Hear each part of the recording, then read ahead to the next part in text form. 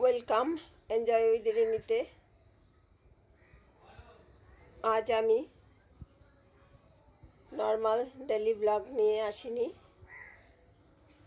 একটা আপডেট নিয়ে এসেছি। আমাদের কো ক্রিয়েটার সিম্পল লাইফ উইথ কস্তুরী আর আমাদের মধ্যে নেই। ওর এত দিনের লড়াই সব শেষ। কত হাসি খুশি মুখটা নিয়ে আমাদের কাছে আসতো, আর কেউ জিজ্ঞেস করলেই বলতো বিন্দাস আছি, ঝাক্কাস আছি। কাল রাতেই সমস্ত লড়াই শেষ করে এই মর্তের বন্ধন কাটিয়ে উনি চলে গেছেন ওপারে। Very sad. আমি এতদিন ওই শর্টের মাধ্যমে ওর আপডেটগুলো দিচ্ছিলাম।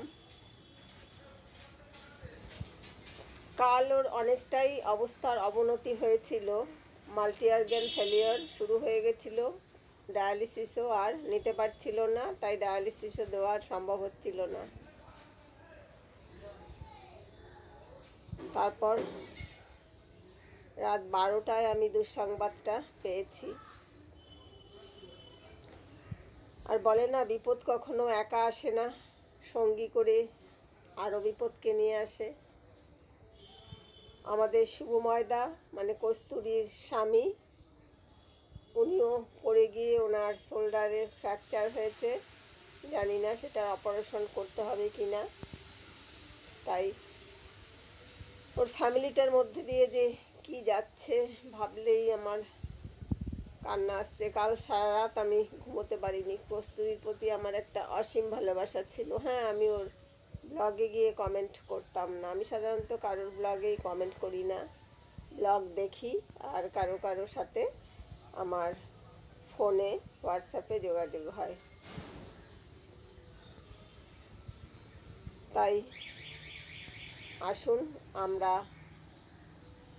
কস্তুরীর জন্য এইটুকু অন্তত প্রার্থনা করি যে ও যেখানেই থাক ভালো থাক। প্রচুর কষ্ট করেছে।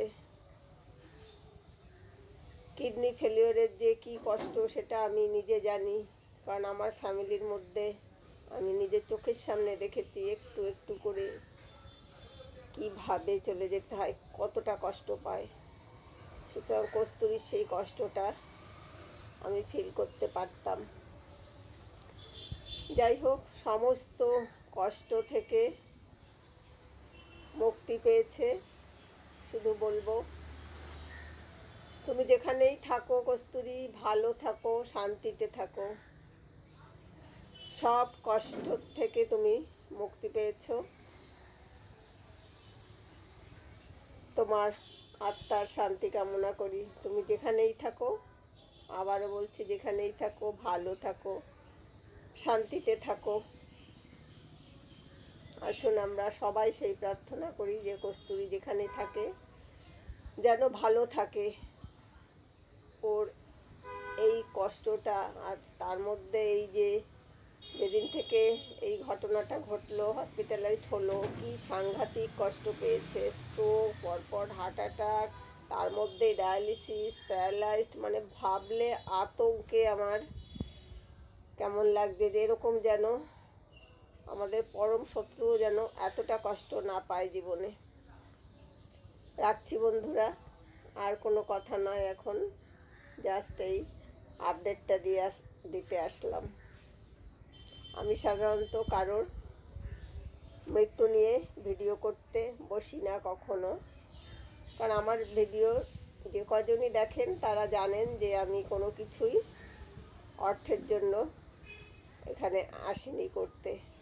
আমার ভিডিও রোজ যায় না। কিন্তু কস্তুরীর আপডেটটা এই জন্যই দিলাম যে ওর চ্যানেল থেকে কোনো কিছু আসছে না, সম্ভবও নয়, কারণ ওদের সেই মানসিক অবস্থা নেই। তাই সবাই কস্তুরী কেমন আছে জানার জন্য আগ্রহী, কারণ ওকে অনেকেই প্রচুর ভালোবাসতো। হ্যাঁ, 2-1জন ছিল যারা সব সময় ওকে কষ্ট দিয়েছে। যাই হোক, সেই সব কথা এখন না বলাই ভালো। তাদের জন্যই এই আপডেটটা। হয়তো তারা এতক্ষণে খবর পেয়েও গেছেন। রাখছি বন্ধুরা। কস্তুরী, তুমি ভালো থাকো, যেখানেই থাকো শান্তিতে থাকো।